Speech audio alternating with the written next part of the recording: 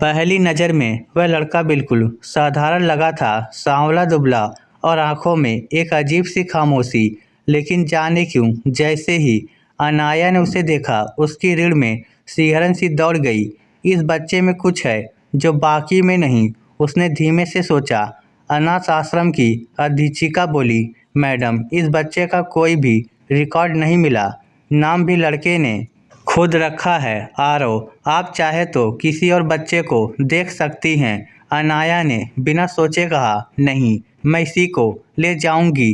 किसे पता था 20 साल बाद यही फैसला उसकी ज़िंदगी का सबसे बड़ा खुलासा बन जाएगा। अनाया खुद भी अनाथ थी। उसने बचपन में सीखा था कि रिश्ते खून से नहीं दिल से बनते हैं। शादी नहीं हुई थी पर माँ बनने की चाह ने उसे अकेले ही गोद लेने का निर्णय लेने पर मजबूर किया था। आरव पहली रात भी उससे बात करने को तैयार नहीं था। भोजन सामने रखा तो भी चुप। अनाया ने धीरे से उसके सिर पर हाथ रखा। डरो मत, अब तुम अकेले नहीं हो। लड़का चौंक गया, जैसे वाक्य उसके दिल के किसी बंद दरवाजे को खटखटा रहा हो। धीरे धीरे वह खुलने लगा, लेकिन उसमें एक अजीब आदत थी। रात में अक्सर चौंक कर उठ जाता, जैसे किसी भयावह याद ने उसे जगा दिया हो। और वह एक बात कभी नहीं बताता, उसके माता पिता कौन थे। मैं किसी को नहीं जानता, यही उसका एक जवाब। समय पंख लगाकर उड़ गया। आरव बड़ा हुआ, शांत, विनम्र, पढ़ाई में तेज। उसका रंग सांवला था पर मुस्कान बेहद प्यारी।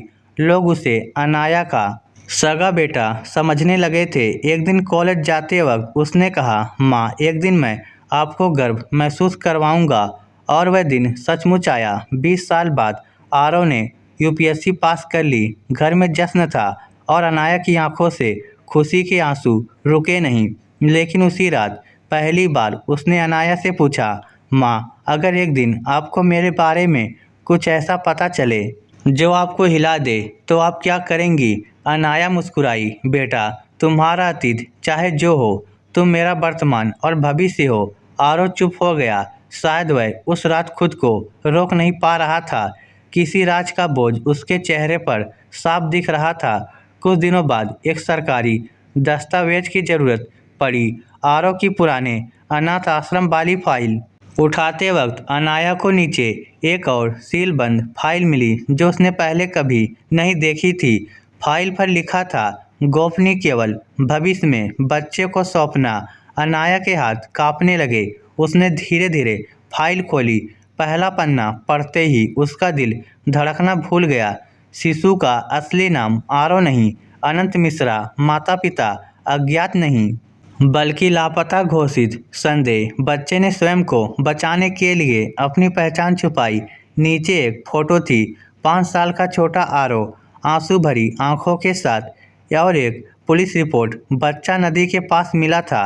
शक, उसने किसी को गिरते देखा और छिप गया। बच्चा सदमे में है, कुछ बोल नहीं पा रहा। अनाया की आंखें भर आई। क्या उसके बेटे ने किसी हादसे में अपने परिवार को खोया था? क्या इसी सदमे ने उसे रातों को जगाया? लेकिन असली झटका अभी बाकी था। फाइल के आखिरी पन्ने पर लिखा था, बच्चे के शरीर पर मिला चांदी का एक लॉकेट जिस पर हल्का सा अक्षर ए। ये उसकी माँ के नाम का पहला अक्षर माना जाता है। अनाया के हाथ उस लॉकेट पर रुक गए। अक्षर ए, वही अक्षर जो उसके अपने नाम अनाया का था। इसका मतलब क्या था? सिर्फ सहयोग? या आरव घर लौट आया? उसने अनाया के हाथों में फाइल देख ली और अचानक उसका चेहरा सफ़ेद पड़ गया। माँ आपने ये खोल ली? अनाया ने कांपते हुए पूछा। आरव, क्या तुम जानते थे कि तुम्हारा असली नाम अनंत है, कि तुम्हारे माता पिता लापता है? और ये लॉकेट? आरव कुछ देर चुप रहा, फिर गहरी सांस ली। हाँ माँ, मैं सब जानता हूँ। अनाया हिल गई। लेकिन तुमने बताया क्यों नहीं? आरव की आवाज़ भर्रा गई। क्योंकि माँ, उस हादसे में कोई और नहीं, मेरी असली माँ बची थी। अनाया का दिल धड़कना बंद हो गया। और वह तुम हो? अनाया स्तब्ध रह गई।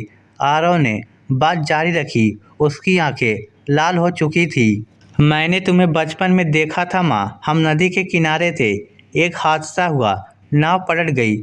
मैं किनारे आ गया पर आप बेहोश होकर पानी में बह गई। लोगों ने सोचा आप मर गई। मैं अनाथ आश्रम पहुंच गया और अब किसी अस्पताल में अनाया की सांसें तेज हो गई। लेकिन अगर मैं तुम्हारी माँ थी तो मुझे याद क्यों नहीं? आरव ने फुसफुसाकर कहा।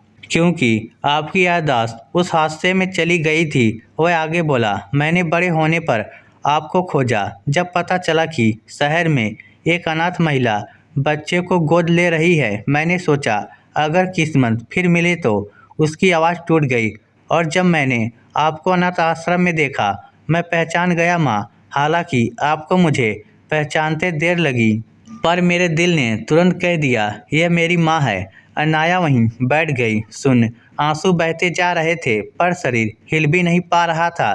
तुम इतने साल से जानते थे?